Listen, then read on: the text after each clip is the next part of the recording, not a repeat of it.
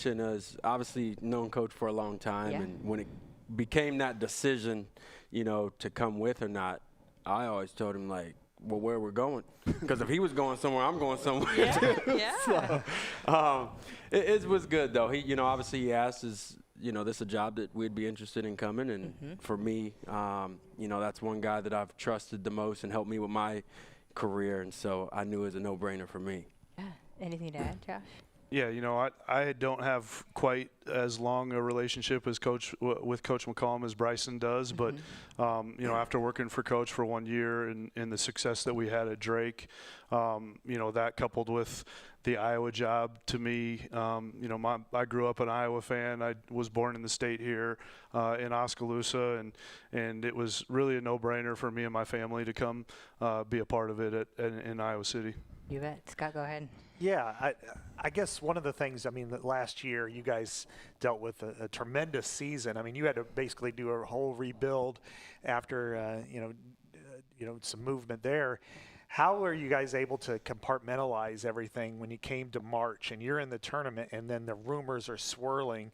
How easy was it, or was it challenging to go through that process in the tournament where you're playing Texas Tech and you're playing Mizzou, but then you're also hearing all these rumors about where you might end up in a couple of days to a week? Yeah, I think when you know, when we were heading past the conference tournament, and then we had that kind of week break between the conference tournament and the NCAA tournament, the noise definitely started to get louder and louder. You know, just one of those things as a coach, I think you compartmentalize a lot of different things. I think people think that, you know, outside of basketball season, what do you do? You know, but the truth, the fact of the matter is a lot of the job has nothing to do with basketball. There's a lot of other things that go on behind the scenes. And so you just get used to compartmentalizing, I think, all those things. And you know, the preparation that we put in for the tournament, I think we were all pretty dialed in on that. And we knew we had a very special team, and you know, we're looking to, you know, win as many games as we could there. And just to kind of piggyback off the journey of everything in a season is, you know, the best thing that Coach McCollum does is prepare you one day at a time. And so regardless of the noise or not, I think the daily habits and the standard that we set to be prepared every single day, does not matter who we're playing, if it's tournament time, if it's an exhibition, like, we're going to be our best that day. And so from that standpoint, when you're just preparing for a tournament, it just becomes another day, and the moments never get too big, and you try to control those emotions for our players. Bryston, I have one for you and then one for you, Josh. Do you like coaching or playing for Coach McCollum better? Oh, coaching. Yeah? Yeah, I like coaching. What's the biggest difference, you think? I mean, obviously, he's going to hold you to a high standard every day. And he'll tell you he has a very high pain tolerance for your pain. And so it's like, well, hold on, Coach. Like, I see it now, so now I'm on his side. So now I have a high pain tolerance for our players. But that's the biggest piece, is just being able to learn and understand why he is successful and what goes into it on the day-to-day preparation and the importance of everything in his program. Yeah. From relationships to you know, the day, like how we lift, how we warm up, like everything matters to him. And so getting to see that, it's like, okay, that's what makes him special. You bet. And Josh, and he didn't let you shoot enough. Yeah, he didn't let me shoot enough, by the way. He held me back. I always tell him he held me back. I was a Division I player, but he stopped me from being there. No. And then, Josh, does it feel like fate to almost end up at Iowa? Yeah, it's really kind of crazy. You know, my journey in coaching has been, I kind of got a late start in coaching. I didn't start out, started right in the corporate world and worked for a couple of years, and then went back to school, and that's when I got into coaching. And you know, I've worked at a lot of different levels, NAI, you know, junior college. I've been an assistant coach. I've been a head coach. I've been a video coordinator. So I've worn a lot of different hats and seen a lot of different things. But, you know, the opportunity of working at the highest level of college basketball was one I kind of always dreamt of. Never, you know, in my wildest dreams did I expect it to be, you know, here at University of Iowa. So I'm pretty blessed. Yeah. I want to know more about what it was like to play for Coach McCallum. Now, I believe you played for Steve Tapmeyer, too, at Northwest Missouri State. Was he? I was just Coach McCallum. I was actually the first one. You're He was his his first recruit. Yeah, first recruit ever. I tricked him, didn't I? I pulled it up. But you went from wearing green at St. Joe Lafayette, and by the Yeah. way, I worked there for 6 years, so this makes me really feel old here. But then he went to Northwest Missouri State. Yeah. And what was it like to build the program with Ben McCallum there? Because it was a strong program, but you helped lay the foundation to make it a great program and the best program in the country in Division II. Yeah, I mean, I think, again, it goes back to the, number one, the relationship. He builds an unbelievable relationship with all his players, and the best thing about him is he's not just a one, size fits all. He understands truly how to get the best out of each player. And so playing for him, when you build that trust and that belief with a coach and a player, you're literally willing to run through a wall. And it's like, hey, I'm here for you, he's here for you, and you fight together. And so, like, every game, you just wanted to – it's almost like making him proud. You want to make him proud, and that's what it was. But on top of that, you have players beside you and your teammates that believe the same thing. And that's not just fake talk or false talk where, a lot of programs like the culture, the family, like that's what he truly builds from the staff to the players, and you feel it on a daily basis. And so when you got a group that wants to fight together, that's when special happens. You were part of a 31-win Drake team that included 10 transfers, first-year players. Coming into Iowa, you obviously have Cooper Koch as the lone former Hawkeye staying, but how do you do that again, almost replicate the wins here at Iowa with some brand new faces? Yeah, I mean, again, it sounds, like you go back to the same stuff, but hoping that, the Drake guys that we brought set the foundation. And that's one of the most important pieces of when you have returners or guys that's been in your program is, when you do go to weights, they show the others how it is done, the standard of how we get thing to thing, the tempo that we practice with, the energy and effort of every day, what it takes to be great. And it's hard, it's hard, but, those guys are huge for us going forward. And, again, it's not about coming out here and, we're going to win 30 games this year. Our first job is to win the day and have a great practice today and then a great practice tomorrow, and then the results will take care of themselves. Yeah. I wanted to ask you about a star player that probably hasn't been discussed enough, but he will be discussed a lot coming forward, and that's Bennett Sturtz. And it's not just that he was the Valley Conference's Player of the Year, the Larry Bird Player of the Year, or he led the league in scoring, second in assists, first in steals. All those statistics are. But I felt like what I watched of him at Drake, both in the wins and even against Texas Tech in a loss, was nobody was tougher. Nobody engineered victory better than him. And he just commanded the pace of the game better than just about anybody I saw. What's been your assessment, both of you, from coaching him at Drake and in Northwest, and how could he do that at the Big Ten level, which obviously is one of the best conferences in the country? Yeah, I think, Bennett is a guy that, shows up every day, and he's the same guy. And it doesn't matter how many, social media posts come out of, a preseason award here or there.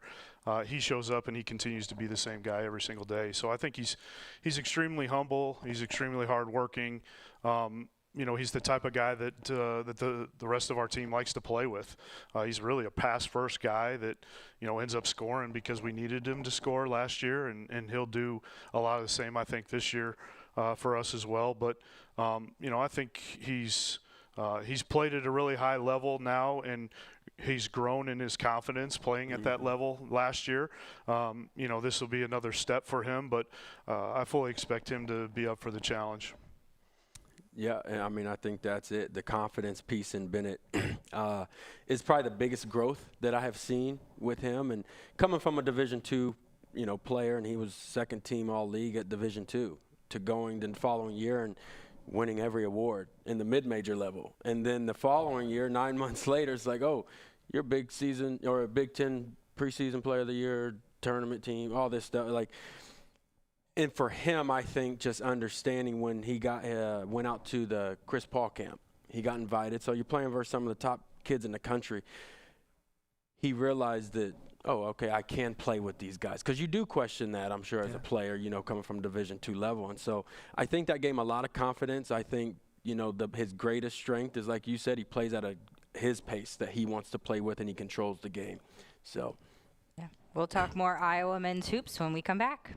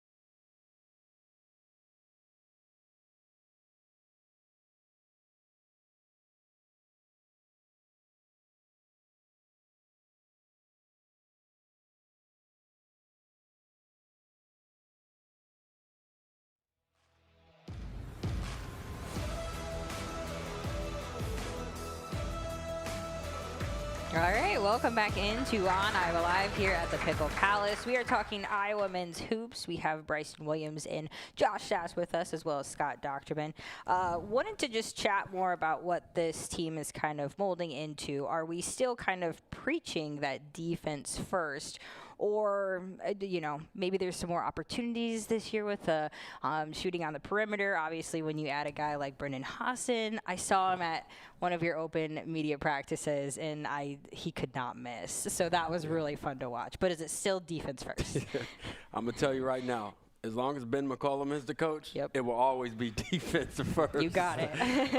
But, yeah, that's our foundation. That's what we set ourselves on and hang our hat on. We want to be hard-nosed defensive players that it's tough to score on us, and we're gonna be physical with you. We're gonna guard the ball at a high level. We're gonna be active on the ball, and so that's the staple of who we are. Because at the end of the day, we feel that leads to good offense, and you can take teams out of their rhythm when you are sitting down and playing defense.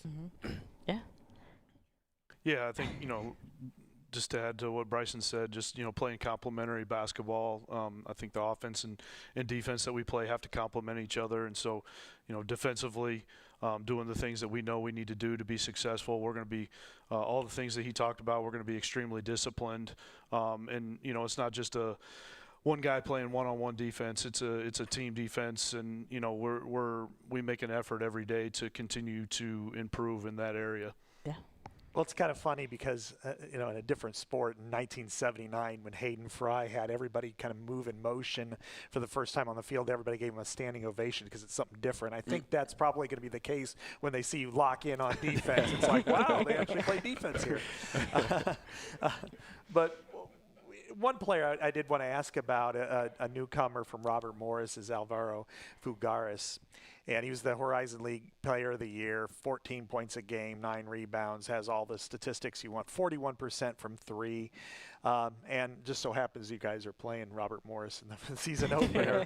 But how does he impact the game? Is he more of a stretch 4? Can he play the 5? And how does he fit into what you guys want to do on offense and defense?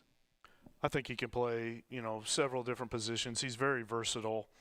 His skill level and his size, I think you can kind of strike fear into your opponents playing him at the 5. It causes some mismatch problems for him to, just his ability to pick and pop and be able to stretch the floor like that can really, pose some mismatch, problems for opponents. But he's skilled. He's really competitive. He plays really hard when he's turned up, and I think just him continuing to get comfortable within our system and within what we are trying to do. I think sometimes when somebody comes from a new program and they've been ingrained to play a certain way, or in his case in a different country and playing with the Spanish national team this summer, knowing and understanding what our expectation of him is and how we can be successful as a team and how he fits into that, I think is kind of where we're continuing to grow right now. See, you mentioned those 6 straight transfers and how they help you build the foundation, how they kind of show, this is how we do things within our program. But I'm curious, there's a lot of outside talk. Can these guys play at this level? What makes you confident that they can, for either of you? I think the same thing was said last year about those guys, and for the first month or so of the season, we were D2 Drake, and everybody called us D2 Drake. And we just kept winning games, and then we go to the Charleston Classic and we beat Miami and FAU and Vanderbilt, and then we beat K-State in a neutral site game, and we just kept figuring out ways to win. And so I think that speaks to the culture and the character of the guys in the program, and their willingness to buy into doing something together as a group, that's bigger than themselves. I think that's it. It's just, again, the day-to-day process of not getting caught up in the noise. Yeah. Because there's always going to be noise good, and it can be like, oh, you're going to win, they're going to do this, or it could be really bad. But you just can't get caught up in that. And again, it's just, how can we become the best team possible together and be at our best when it really matters? And obviously that's in March. Yeah. What does Brendan Hassan bring this team? 11 points a game at K-State last year, played a couple years at Villanova. How does he fit in, and what does he do well? I think he brings experience, number one. If you look at our roster of guys that have played high major basketball, he has, he's the only guy that has significant experience in that regard. And so, when we walk into Hilton Coliseum on December 11th, he's not going to be afraid, and some of our young guys have been good for us, and we're really excited about them. But they don't have that experience yet, and so it's yet to be determined on some of them. But Brendan shoots the ball at a high level. He shoots the ball with really deep range. The threat of Brendan, I think, opens things up for other players on our team. Specifically Bennett and Alvaro, those guys playing together in a ball screen situation, and having Brendan out there to be able to, really just stretch that defense out a little bit further. Just really makes a big difference. The fans obviously had a great relationship with, your team at Drake. I know the wins help bring in fans, but how do you hope to bring that connection that I think has been missing in Iowa City? Well, as you guys will learn, we are people. We love the people. But we'll be out, and, we don't, it's not this like, just come support, and then we don't give back. We love to be engaging in the community. We will be at football games and volleyball games, and my kids and Sash's kids. Like, we're going to be heavily involved, and we're going to support other programs, and because it's a two-way street. Right. I think a lot of people, just come, and give me. Like, we will give back. And so, I think obviously winning will help a lot, but it is also building those relationships where it's like, allowing people to be like, man, I want to go support them, and I want to be a part of this. Yeah. Scott? I also want to ask about the one guy that really returned, and that's Cooper Koch. And I remember JR, his dad, playing way back in the 90s when I was a student at the same time. But, he was one of the better players in the state of Illinois when he came to Iowa redshirted. How has he fit in, and what kind of role do you think he takes this year? I mean, Cooper is literally a freshman again, and we're excited about Cooper with his size and his ability to shoot the basketball, his skill level. He's a pretty prototypical Ben McCollum player. For him, I think, early on there was some things that were, not better or worse, but just different than, what he experienced, last year, specifically in the weight room. And you can tell already when you see Cooper and you walk up next to him in practice, you can start to see some muscle definition that, we didn't see when we first, came along with Cooper. And so we're really excited about him. He's making strides. I think he's got to continue to get consistent every day for us, but he's starting to figure some things out here early in the fall, and we're excited about him. All right, we're going to have some audience questions for these guys when we come back.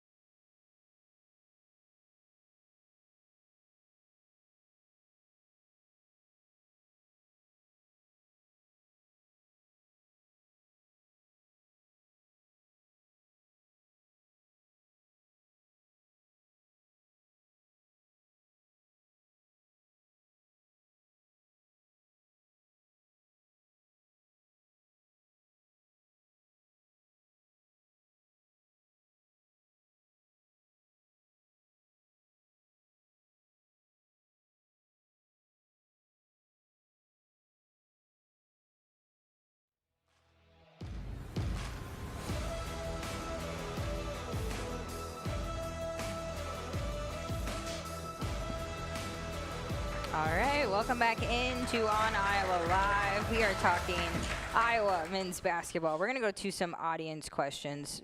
Just one or the other, kind of take it. This one is, Bennett Sertz is getting all-American hype. What are his strengths? We kind of chatted a little bit about this. Maybe even rephrase this one. Well, I asked about his strengths, but does anything make him upset or angry?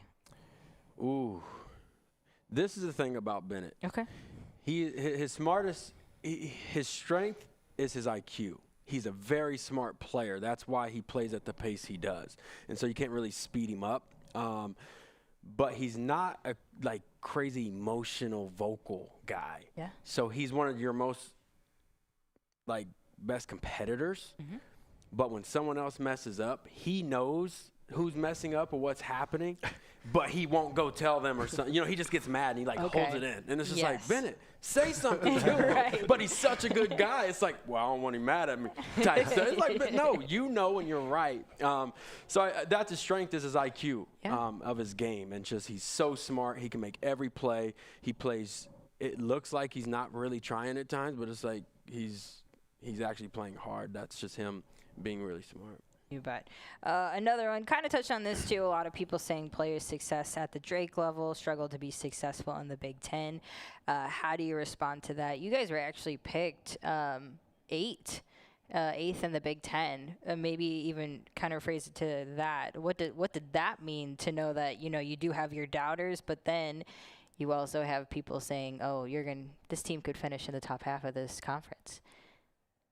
I think they probably attribute that to the success last year. We were probably picked pretty low last year, and then I think we completely surprised a lot of people. So, yeah, I mean, I just think I've been at a lot of different levels of college basketball. I've been in NAI, I've been in junior college, Division I, Division II, JUCO, all levels of Division I, and I think the things that translate and the things that win.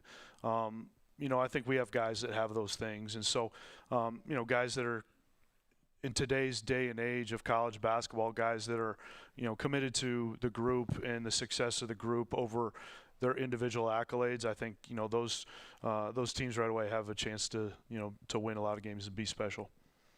Yeah, I would say in today's Big Ten, it's so different than it was 7-8 years ago because of the transfer portal.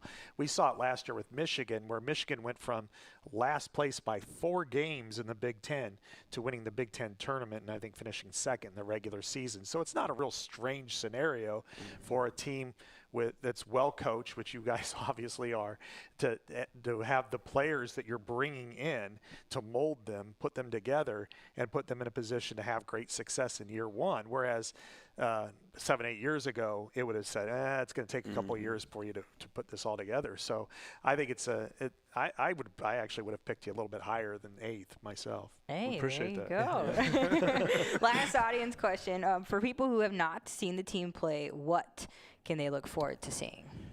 I mean, we'll be, number one, defensive-minded, tough, physical, aggressive defensively. We're going to impose our will on the other team and their offense. Then offensively, you're going to see a lot of space, ball movement, and a lot of skill out there.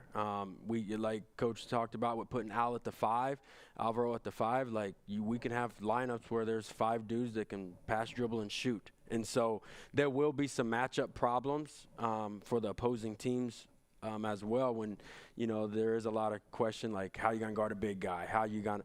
Well, they got to guard us too. You know what I mean? And those guys aren't used. Those 5 men aren't used to guarding like a big guard. Yeah. And so that will be in our favor. And so then defensively, like Coach said earlier, is like, we're gonna play team defense. It's not about just letting this guy go one-on-one. It's 5-on-5, and that's what we pride ourselves on. But yeah, I think it'll be a fun team to watch, and it'll be fun. Yeah, Scott, you have one more last question. I guess I want to ask you, Josh. Your brother has a tremendous legacy here.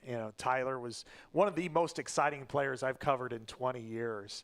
And what some of the experiences that you remember coming to this campus, whether it was watching him play or just being around the University of Iowa, that maybe you recall, as a younger man?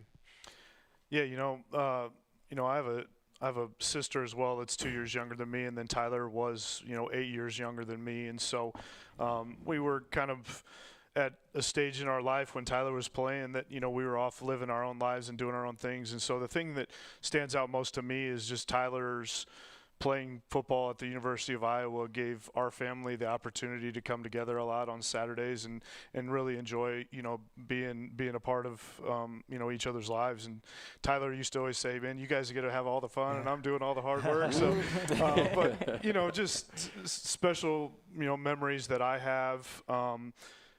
For me, I was always in coaching when Tyler was playing and I was at different levels. I think one year I was, maybe his redshirt freshman year, I was a video coordinator at Providence out in Rhode Island. So I didn't get maybe an early season game, but then I didn't get to come to a lot of games. Another year I was living in Texas. And so I got to go to a few games, but a lot of, just memories of, seeing him play on TV. Obviously the 2 plays on, Halloween, Yeah. the Indiana play and the Michigan State play are plays that you're watching on TV and you're like, did that just really happen? And so, got to go to Penn State when Penn State had a Saturday night primetime whiteout game, and the Hawks, Adrian Claiborne blocks a punt late and runs it back, and we were outside all day in the pouring rain, and but we didn't care. We had a great time. So I got a lot of really special memories, and in Iowa City, and with Iowa football, and hopefully we can make some of those with Hawkeye basketball now. You bet. Well, thank you both, Josh and Bryston, for coming down. We appreciate it. Do want to mention, too, the head Hawk, Ben McCollum, will be on Hawk Talk on 9.2 on Wednesday, as both Beth Getz, Seth Wallace, packed show there. But let's give it up for these two for coming down to Cedar Rapids. Thank you, guys. We appreciate it. All right, we'll be right back.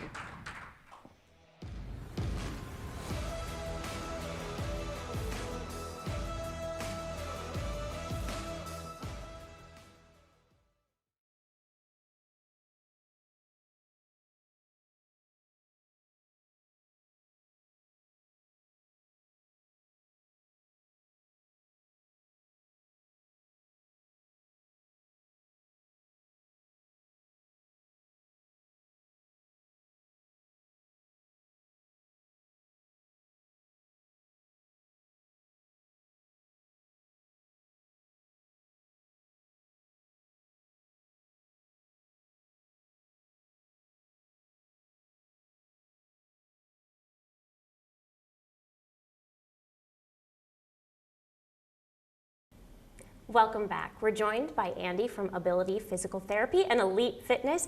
Andy, physical therapists provide diagnosis, treatment plans, and patient care for many ailments and dysfunctions of the body. What trends do you see in your clinics as far as what people need assistance with? Thank you. Yes, so at our clinic, Welcome back. We're joined by Andy from Ability Physical Therapy and Elite Fitness. Andy, physical therapists provide diagnosis, treatment plans, and patient care for many ailments and dysfunctions of the body.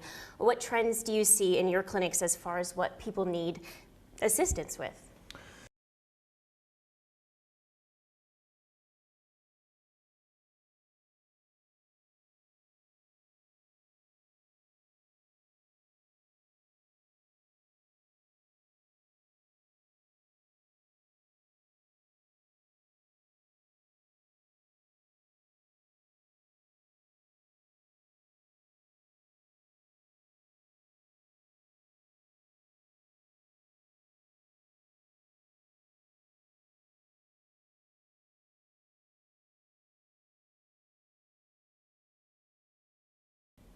Welcome back. We're joined by Andy from Ability Physical Therapy and Elite Fitness. Andy, physical therapists provide diagnosis, treatment plans, and patient care for many ailments and dysfunctions of the body. What trends do you see in your clinics as far as what people need assistance with? thank you. Yes, so at our clinics, we are outpatient orthopedic, like general outpatient clinics, and we get referrals from physicians, but also walk-in patients that are covered by insurance as well. I would say the top diagnoses we see are like knee and shoulder pain. Okay. And how long would the typical person need to see a physical therapist before they're symptom-free? That's a good question. It is highly dependent on the severity of their problem, their symptoms. Our first goal is usually the pain reduction and improved mobility of whatever is stiff or not moving well. And within 2 to 3 weeks, we can get a good idea of, hey, are we going to reach these goals of mobility? And then we can start tapering the physical therapy visits in the clinic so they can go home and work on some strengthening. If we're failing to reach their goals over the course of like 4 to 6 weeks, we would advise them on, seeing a doctor for further assessment and possible treatments. And how can people find a full list of services and get a hold of you? They can go to our website, chooseabilitypt.com. Thank you. You're welcome. Thank you. All right, thanks for joining us once again here at On Iowa Live. We're going to talk a little bit of football. There's not much to talk about when your team dominates, I guess, Minnesota. It was great in my household for me, not so much for my husband, but it felt good. Iowa beats Minnesota 41-3. They scored in every capacity. Scott, what was just maybe the most eye-opening for you about this game?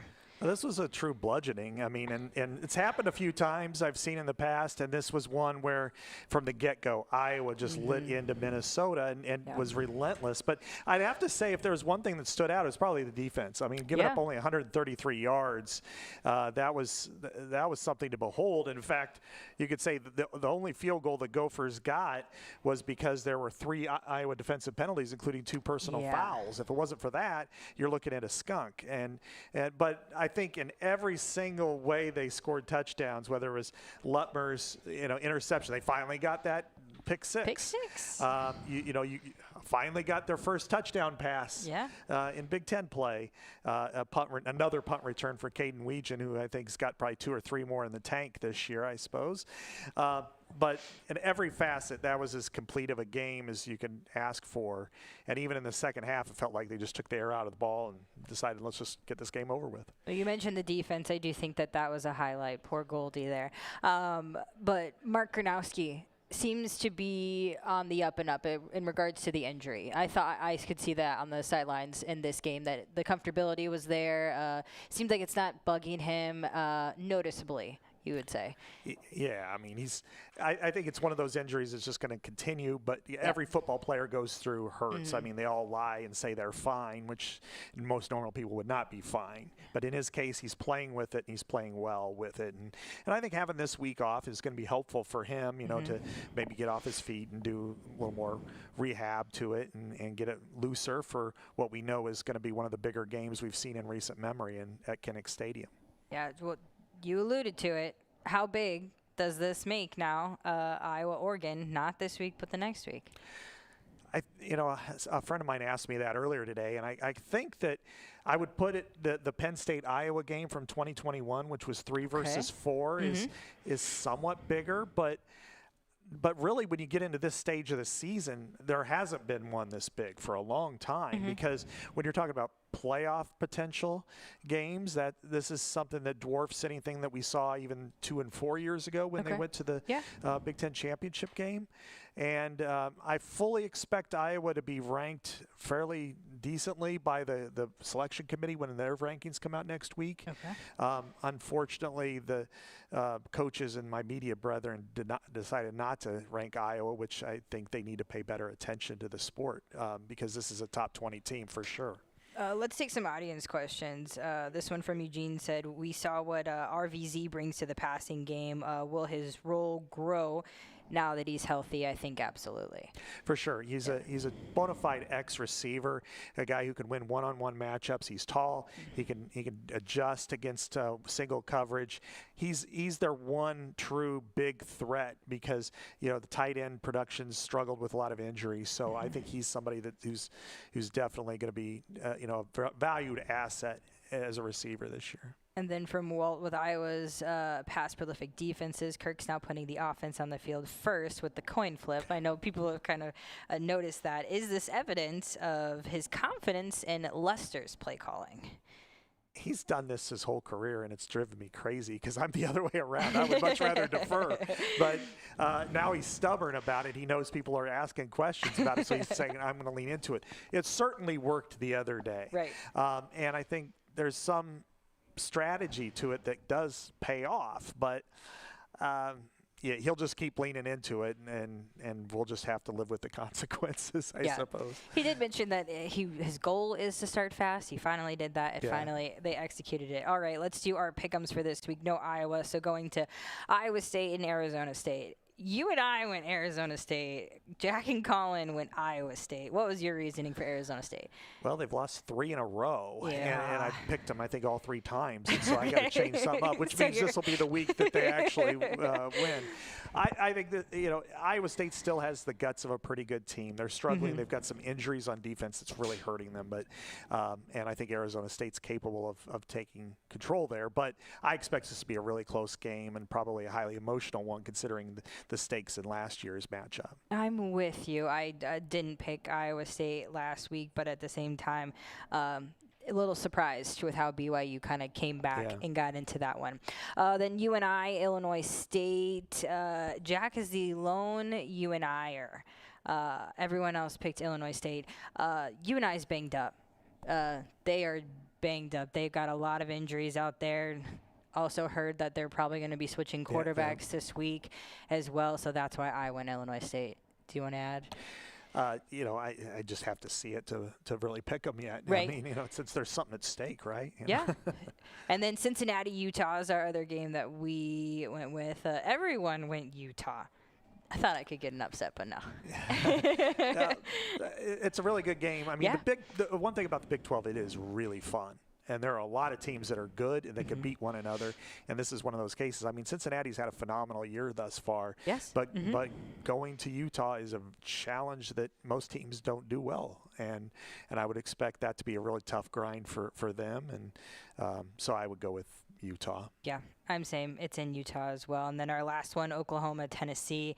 Everyone except for Jack picked Tennessee. He picked Oklahoma. Okay. Why'd you go with Tennessee? It's Rocky Top. Yeah. When you're down, it's going to be I mean, these two teams are pretty good, and the loser is out of the playoff competition. But when they're at home, that's a really tough environment. I like the way Joey Aguiar is playing for Tennessee. John Mateer, he's been banged up. I just think that the Vols are just a little bit better team. Yeah, those too many family ties for me, so gotta go Tennessee. Well, thank you once again, Scott. We'll talk more football with you next week because we got a big one on tap for Iowa. But when we come back, we are going to have Dustin Ellsbury, the Iowa City Regina football coach, join me on stage.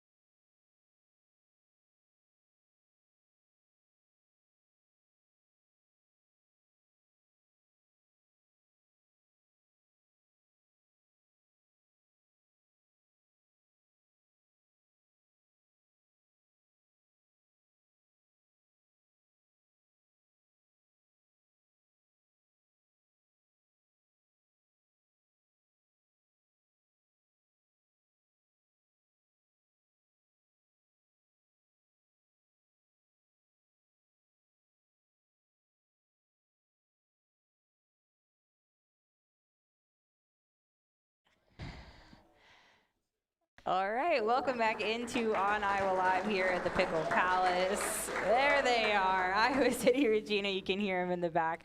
I'm joined by their head coach, Dustin Ellsbury. 9-0 on the season. How does that feel? Feels really good. I think it's definitely a credit to all those guys sitting back there and my assistant coaches as well. But yeah, they've stayed the course. They've gone 1 week at a time and got a pretty special group this year. But you've posted back-to-back shutouts, one of those being in the first round of the playoffs. What has led to that? I would say, first and foremost, I got to give a shout out to my defensive coordinator, Coach Davis. He does an unbelievable job with my kids every single week, putting together a good game plan for them. He's got awesome staff around him. But at the end of the day, our kids, I think, have really bought into what he's been preaching on a weekly, daily basis. You know, when you watch us play defense, we play fast, we play hard, we're gap sound, and you know, it's hard to find a weak point in our defense, and I think we finally have put it together all four quarters next week, the past couple weeks, and I'm looking forward to what they do moving forward. Yeah, so many weapons on your team on both sides of the ball. Talk to me about some of those weapons and what they've been able to do so well this season. Yeah, so our players definitely make us look really good as coaches when you have just multiple people that you can get the ball to, spread the ball around. As an offense, we take pride in just getting the ball to several different players that can take it to the house at any moment. Just, you know, a couple of guys that, you know, you see there on the TV, but like Gabe Hagelheimer, Savion Miller, Kyle Tracy, Drew Grieve, Aaron Honery, Eddie Gangba. I mean, we could go up and down the list on our roster. And just guys that can make plays. It makes it really fun as a coach and as an offense when you can spread the wealth. Yeah. This week, second round game against Cascade. What does it mean, though, to be hosting that game? It means a lot. I think especially to our senior class. We got 14 unbelievable seniors. I think for them to have another opportunity to play at home is huge. I know, you know, we're gonna have a big crowd out there. We have a super supportive community. I know that they're looking forward to just putting on another show for the home crowd. And you know, Cascade's they're gonna be a really good team, really good program. They're, you know, 7-2, and they got a pretty good quarterback themselves. So looking forward to a big challenge this week. Yeah, let's elaborate on that. You have the top 1 and 2 passing QBs in Class 1A with Kyle Tracy going up against Mick Hoffman. In regards to touchdowns on the season, you guys kind of do things similarly, if you will. Yeah, definitely. Is that kind of what you're expecting from this matchup? Yeah, I think you're definitely going to see the ball in the air a lot, probably on Friday night. They like to air it out. We like to air it out. I think it's going to be, you know, a fun matchup between both quarterbacks to kind of put a show out there. And hats off to just Cascade and what they've done this year. And you know, Mick's a great player. He's got a good running back, and you know, Eli Fritz as well, a guy that he gets the ball to. They're a good, solid team. We're looking forward to it. Now, when you look back at these back-to-back shutouts, but you know what could be ahead, what the goals are for this season, but what are you saying to your team to kind of make sure it's also a reset kind of every week, that you win the week, you win the day? Yeah, we talked about just as the playoffs started, it being a new season for us. We've always just kind of taken it one game at a time. Our big mantra has been, you know, go 1-0. So just being present with where we're at, with where our feet are at, and taking it one step at a time. And right now our focus is on Cascade and just trying to earn another week of football. And that's been the really big message for our seniors and our whole football team is like, hey, right now we only got, you know, 3 more days of practice and 1 more game, and we'll see what happens. If we can have a great week of preparation, go out and execute on Friday, then we earn another opportunity next week. Oh, sorry. No, you're good. Go ahead. Oh, so you kind of handled your opponents as well throughout the season, but is there a win that stands out to you of like, oh, this one meant more to me? I think, you know, our first 3 games, our first 3 non-district opponents were all really tough 2A opponents. They're all still in the playoffs in 2A. I think that was just a great start to the year for our guys. I think being able to get Wilton right away, I think meant a lot to our guys after losing to them in the quarterfinals last year. It was a tough loss for a lot of our returners. So being able to come back and get that one right away, it was big. And then obviously West Branch and Alburnett, you know, getting those. I think those 3 games to start the year really prepared us for this postseason. Yeah. But I think, every win, I just tell the guys, but like never take any win for granted. Yeah. I think every win is special in its own. Yeah. All right, when we come back, we're going to have the entire team join us on stage. Thank you.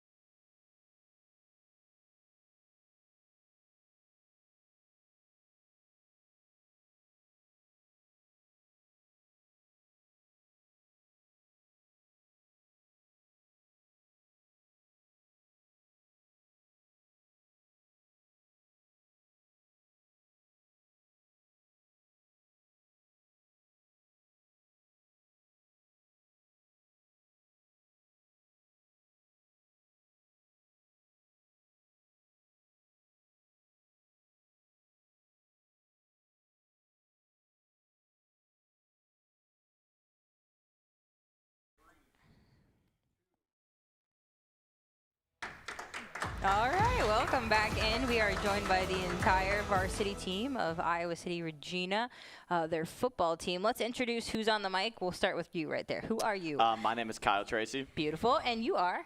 I'm Savion Miller. Beautiful. Awesome. Let's talk about last week, guys. What was the score last week? 69-0. Yeah, I know that. I just wanted to hear you say it. 69-0 in the first round of a playoff game. What did that mean to you guys? It means a lot. We haven't beat a team like that, by that much this year yet. And, Yeah? They were a pretty good team, but, we just had the upper hand on them. Yeah, I think, it really gave confidence to some of our guys just being able to go out there and get a pretty dominant win like that. So I'm hoping that momentum can carry over as we continue on our playoff run. You guys have been pretty dominant, though, this entire season facing your opponents. What has worked so well for you guys? Obviously our coaches have put together a really good game plan for us week in and week out. We never really have to worry that we're doing the wrong thing because we have so much experience and just a lot of coaches that really care about us and about the game.